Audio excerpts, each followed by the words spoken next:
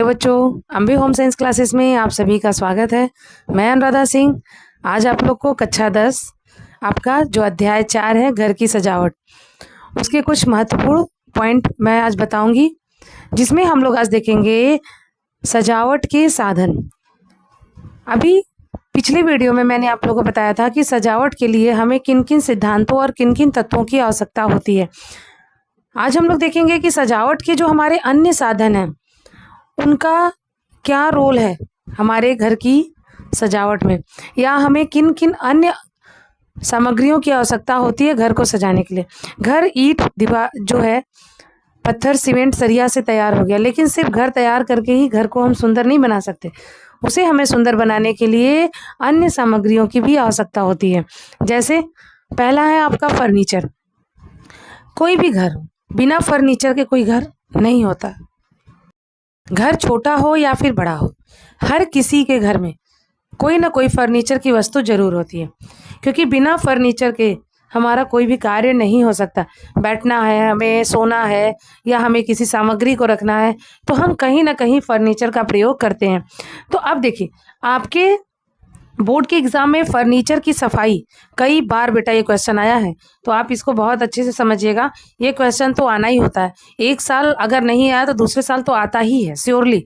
तो आप इसको थोड़ा सा ध्यान से देखिए कि फर्नीचर क्या है, फर्नीचर की सफाई हम कैसे करते हैं, फर्नीचर कितने प्रकार के हैं। ठीक है, तो फर्नीचर जो होता है बेटा, आजकल तो मार्केट में कई प्रकार के फर्नीचर मिलते हैं। पहले जो था वो सिर्फ लकड़ी के फर्नीचर होते थे, लेकिन अभी क्या है, आपको कई प्रकार के फर्नीचर मिलते हैं। चाहे वो स्टील हो सकता है, एल्युमिनियम हो सकता है, बेत का हो सकता है, फाइबर का हो सकता है, लोहे का हो सकता है, सनमाइका का हो सकता है। तो अनेकों प्रकार के हमारे मार्केट में फर्नीचर आ गए। आप जितना हल्का चाहो, आप जितना भारी चाहो, आपको वैसा फर्नीचर मिल जाता है। तो फर्नीचर जो होता है बेटा, अब फर्नीचर लेना ही बड़ी बात नहीं होता, उसका ध्यान रखना, हम कौन से फर्नीचर का किस प्रकार ध्यान रखें, हमें कहाँ रखना चाहिए, कैसे रखना चाहिए, उसे किस चीज़ से बचाना चाहिए, और उसकी सफाई के लिए हमें किन किन चीज़ों की आवश्यकता होती है, तो ये सारी जानकारी हमारे पास होनी चाहिए। तो सबसे पहले हम देखते हैं बेटा फर्नीचर के प्रकार। तो लकड़ी, हम सब जानते हैं, हमारा जो मेज कुर्सी अलमारी पलंग सोफा, ये सब किसके बनते हैं बेटा, लकड़ी के। तो लकड़ी के जो फर्नीचर होते हैं, आप देखते होगे विद्यालय में पढ़ने जाते होगे, जिस सीट पे आप बैठते होगे, शायद आपके विद्यालय से आपको पता चला होगा कि इस जो सीट है उसको बने हुए 10 साल 20 साल 40 साल, कहीं कहीं तो 60 साल भी पुराने हैं, वो खराब नहीं होता। क्योंकि कुछ ऐसी लकड़ियां होती हैं जो कई वर्षों तक चलती हैं और खराब नहीं होती है। जैसे आपका सागौन हो गया, देवदार हो गया, शीशम हो गया, इसके बाद आम की लकड़ियां हो गई। तो ये सब कुछ लकड़ियां ऐसी होती हैं जिनका जब हम फर्नीचर बनवाते हैं तो वो फर्नीचर हमारा जल्दी खराब नहीं होता है और वो लंबे समय तक चलता है।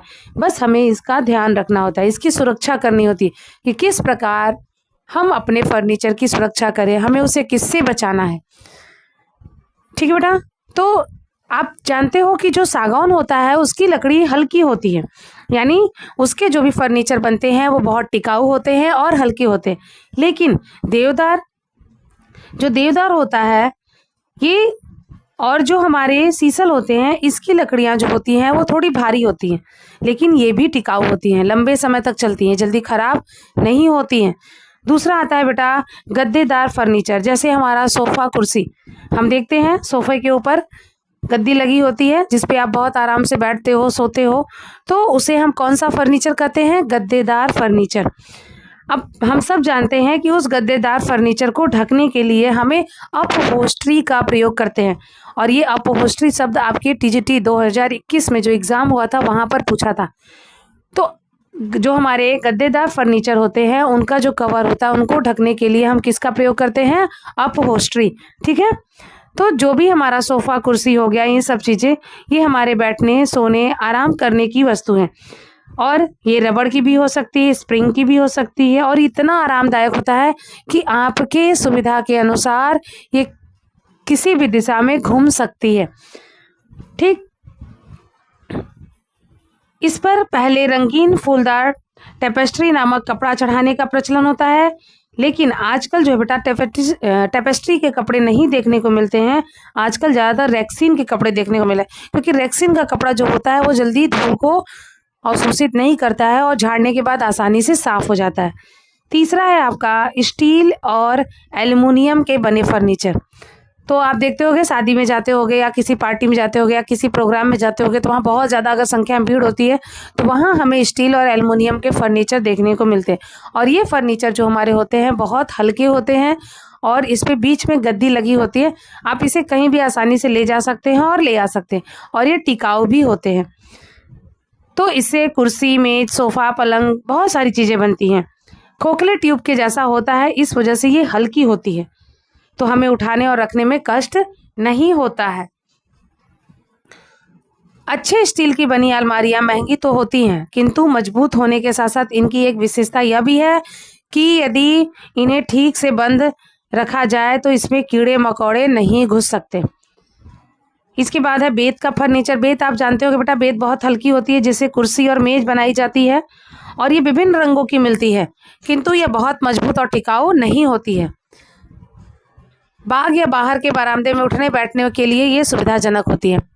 अब इसके बाद है बेटा फाइबर ग्लास की फर्नीचर।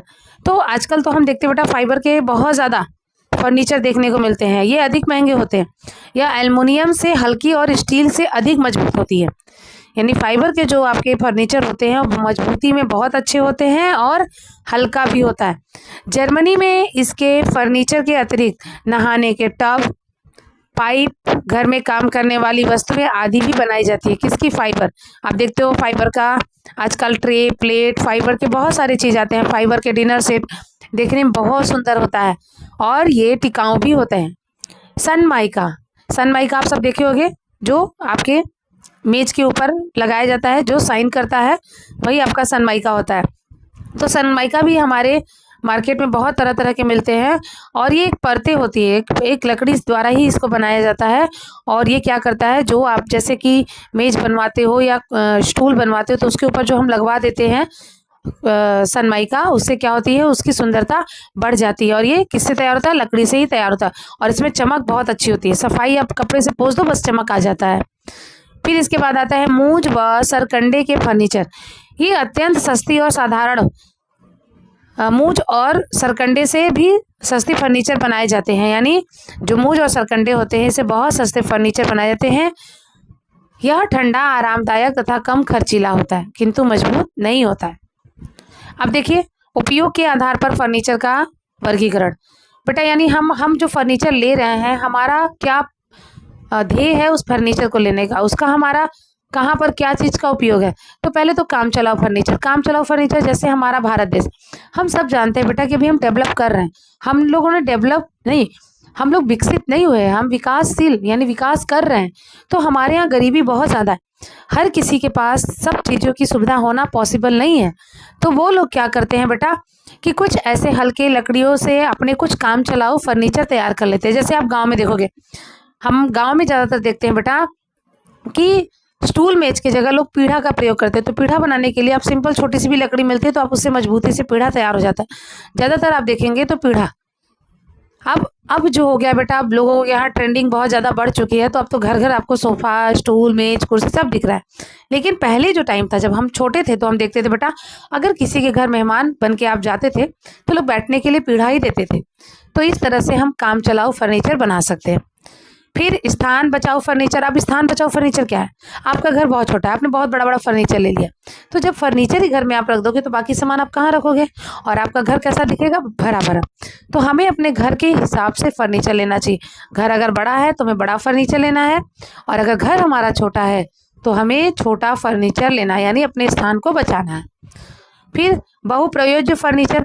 आजकल तो बेटा मार्केट में ऐसे ऐसे फर्नीचर आ गए हैं कि आप चाहो तो उसको सोफ़ा बना लो, आप चाहो तो उसको बेड बना लो, आप चाहो तो डाइनिंग टेबल बना लो, आप चाहो तो ऐसी दीवार में चीज़ें लगा देते हैं कि आप खींचो तो वो डाइनिंग टेबल बन गया, आप उसको रख दो तो सेफ पता ही नहीं चलेगा, आप कवर हो जाता है।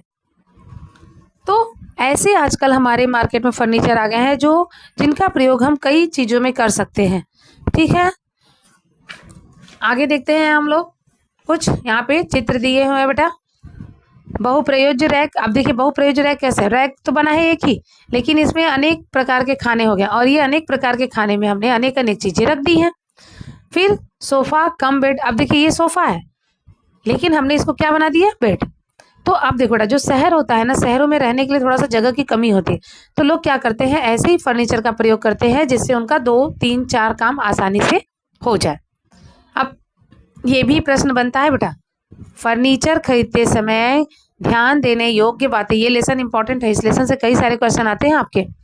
तो फर्नीचर खरीदते समय किन किन बातों का ध्यान रखना चाहिए, बस आप पॉइंट को समझो, मैं जितना बता रही हूँ उतना सुनो, बाकी आपको सारा हो जाएगा तैयार। अधिक मजबूत, कोई भी बेटा देखिए फर्नीचर हुआ, ये जो फर्नीचर होता है ये हमारा लॉन्ग लाइफ चलने वाला चीज़ होता है। ऐसा नहीं होता कि आज हमने मेज खरीदा और कल हम जाके दूसरा ले लेंगे, नहीं बेटा, ये चीज़ें जो होती हैं ये हम लंबे समय के लिए खरीदते हैं। तो इसके लिए हमें सबसे पहले देखना है कि जो हम फर्नीचर ले रहे हैं वो हमारा फर्नीचर मजबूत है या फिर नहीं। तो सबसे पहले हमें किन बातों को ध्यान देखना चाहिए, उसकी मजबूती। दूसरा, आकर्षक, जो भी आप फर्नीचर लो बेटा वो देखने में सुंदर हो, सिंपल हो, सोवर हो, टिकाऊ हो, ऐसा नहीं है कि आपने पैसा लगा दिया और देखने में अच्छा ही ना लगे। फिर इसके बाद सबसे महत्वपूर्ण होता है उपयुक्त आकार। आप पहले अपने परिवार को देखो, अपने घर को देखो, घर का आकार देखो, उसके बाद ही आप फर्नीचर का सिलेक्शन करो। तो ये 3 बातों को हमें ध्यान में रखना चाहिए, अधिक मजबूत, आकर्षक डिजाइन और उपयुक्त आहार। अब देखो बेटा, फर्नीचर की सफाई भी पूछता है कि फर्नीचर की सफाई हम कैसे करते हैं, देखेंगे, अगर आगे दिया होगा तो मैं बताऊंगी, नहीं तो फिर मैं आपको अलग से बता दूंगी। अब आता है बेटा पर्दे। आप सब बताओ पर्दे का हम प्रयोग क्यों करते हैं। अभी भले ही आप लोग लाइव नहीं देख रहे हो, लेकिन जब भी आप देखना जरूर मुझे कमेंट करना कि हम पर्दे का प्रयोग क्यों करते हैं। अपनी अपनी सोच को बताना बेटा, मेरी बातों को सुन के नहीं। तो देखो बेटा, पर्दा जो होता है, जो हमारा घर होता है ना, घर को थोड़ा सा सुंदर दिखाने के लिए हम क्या करते हैं, पर्दे लगाते हैं, जिससे हमारा घर आकर्षक दिखने लगे। और ये पर्दा का प्रचलन ना हमारे भारत में जब मुगल आए थे तब से ज़्यादा हो गया, क्योंकि मुगल जो थे बेटा, उनके घरों में क्या होता था, जब उनकी राज्यसभा लगती थी ना, तो महिलाओं के लिए बड़े बड़े पर्दे होते थे और वो महिलाएं पर्दे के पीछे होती थी, क्योंकि उनमें क्या होता है, महिलाओं को बाहर अपना चेहरा या बाहर आने का परमिशन नहीं होता है। तो पर्दा तो उसी समय से चला, इसके पहले भी था लेकिन ज़्यादा उसी समय से प्रचलन में आया। फिर अंग्रेज आए तो उन्होंने कई तरह के पर्दे हमारे यहाँ प्रचलन में कर दिया। आप देखोगे बड़े बड़े जो घर होते हैं, जो बड़े बड़े सेलिब्रिटी होते हैं, या मूवी में देखते होगे पर्दे के बहुत तरह के आकार दिखते हैं, लेकिन हम गांव में कैसा देखते हैं, सिंपल।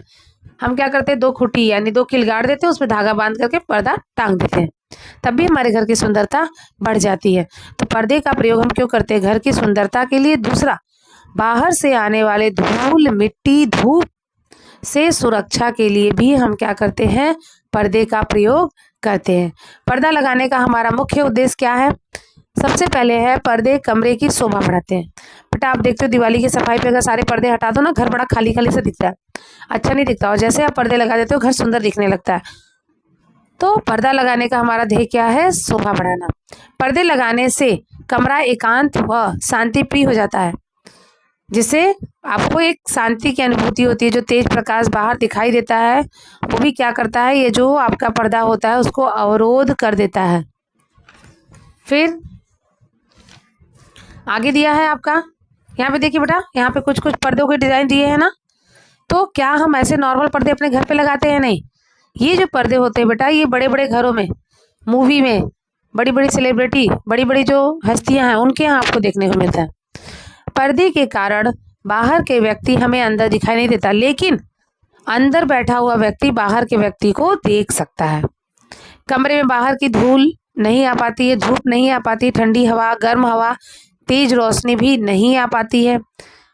फिर कमरे के 2 भाग को विभाजित करने के लिए भी हम क्या करते हैं, पर्दे का प्रयोग करते हैं। बेटा आप शहर में जाओ, जैसे मुंबई शहर हो गया, आप वहाँ जब जाओगे ना तो आप देखोगे कि लोग छोटे ही कमरे में रहते हैं। अगर एक ही परिवार के 2 भाई हैं, 2 बहुएं हैं, तो उसी छोटे ही कमरे में वो लोग क्या करते हैं, पर्दा डाल देते हैं, एक परिवार एक तरफ और एक परिवार एक तरफ, क्योंकि वहाँ रहने की सबसे ज़्यादा समस्या है। तो इस तरह से वो क्या करते हैं, रहने के लिए अपनी व्यवस्था बना देते हैं, क्या करके, बीच में पर्दा लगा करके। अब एक ही कमरे में वो क्या कर देते हैं, 2 कमरे हो जाते हैं।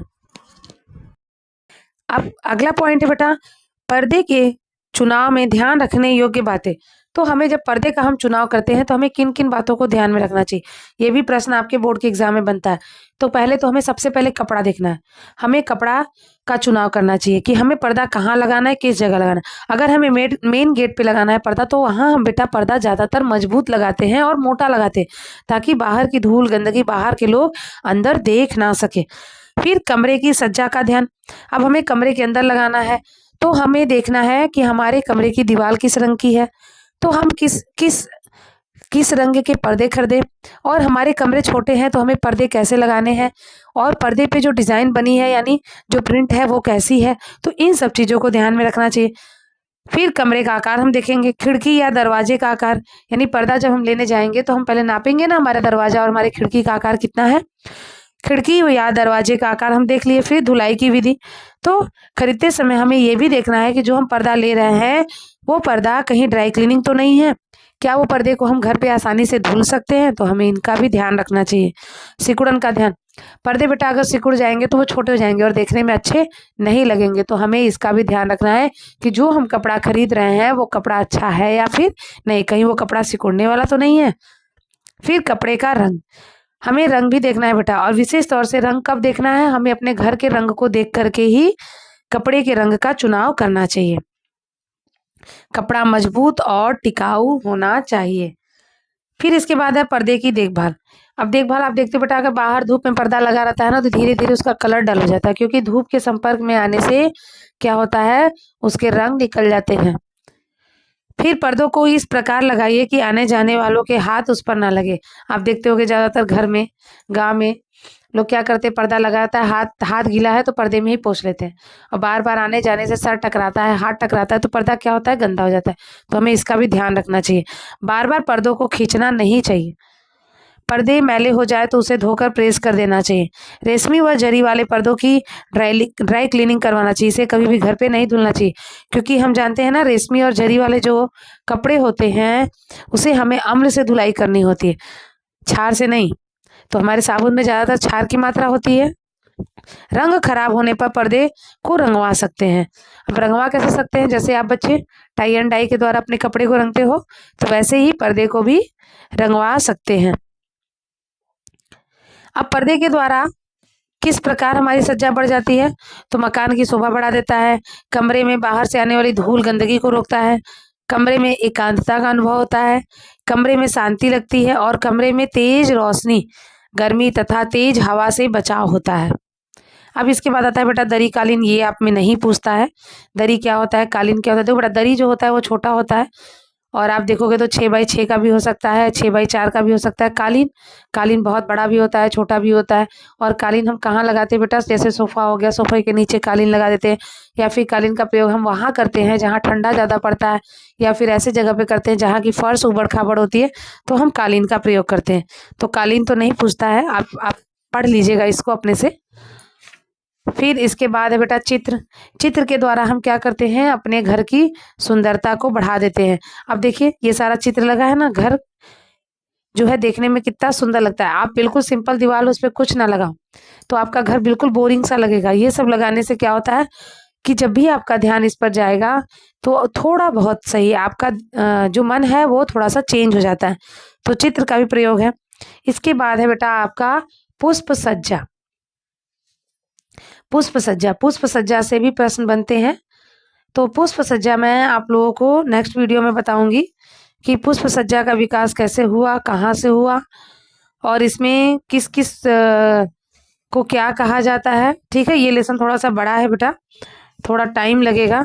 तो आप सारे बच्चे अभी तक जितना मैंने ख़त्म करवाया है आप वो सब पढ़ते जाओ, और जहाँ आपको लगता है बेटा कि हमें इसको लिख लेना चाहिए आप लिख लिया करिए। अगर आप बच्चों में से किसी बच्चे को दिक्कत है, नोट्स नहीं लिख पाते हो, तो आप मुझे ज़रूर कमेंट करना बेटा। मैं टेलीग्राम चैनल पे अपने आपको नोट्स भी दे दूँगी, आप वहाँ से आसानी से लिख सकते हैं। और बेटा आप ज़्यादा से ज़्यादा आपकी जो भी दोस्त हैं, जितने लोग भी वीडियो देखते हो बेटा, आप ज़्यादा से ज़्यादा अपने दोस्तों में शेयर करो और उनको भी बताओ कि हाँ अभी यहाँ पर होम साइंस ही पढ़ाया जाता है। और कोशिश मैं करूँगी बेटा आगे मैं 6 से लेकर के 12 तक का पूरा, और आगे बीए के भी बच्चों के लिए कुछ करूँगी। थोड़ा सा भी समय का अभाव हो जाता है, अभी मुझे 10 और 12 वाले बच्चों पे ज़्यादा फोकस करना है क्योंकि इनका बोर्ड है, तो अभी एक बार जब इनका बोर्ड हो जाएगा, इनका सिलेबस खत्म हो जाएगा, तब मैं देखूंगी 6, 7, 8 वाले बच्चों के लिए भी स्टार्ट करूंगी और बीए वाले बच्चों के लिए भी करूंगी। आप सभी बच्चों को मेरा वीडियो कैसा लगता है बेटा, आप प्लीज़ मुझे कमेंट किया करो, क्योंकि आपके कमेंट से ही मुझे मोटिवेशन मिलता है। मैं यहाँ किसको पढ़ाती हूँ, मुझे कोई दिखाई नहीं देता है बेटा, लेकिन बस मैं यही सोच के पढ़ाती हूँ कि हाँ, मेरे सामने वो मेरे सारे बच्चे बैठे हैं, तो आप बच्चों से मैं कैसे पूछूँ? कमेंट के द्वारा ही तो हम एक दूसरे से बातें कर सकते हैं। तो आपको वीडियो कैसा लगा, अच्छा लगा, नहीं लगा, क्या कमी था, क्या अच्छा था, अच्छा बुरा आप जो भी है, आप ज़रूर कमेंट करो बेटा। तो आज के लिए बस इतना ही। आप सारे बच्चे पढ़ते जाओ, नोट्स तैयार करते जाओ। ऐसा नहीं है बेटा कि आप सिर्फ सुनते हो, सुनने के साथ साथ लिखने का भी काम किया करो। ठीक है बेटा? तो आप सारे लोग मस्त रहिए, बिल्कुल अपने लाइफ को एंजॉय करिए और लाइफ को एंजॉय करते करते अपनी पढ़ाई भी करते रहिए। तो आज के लिए बस इतना ही बेटा। Thank you.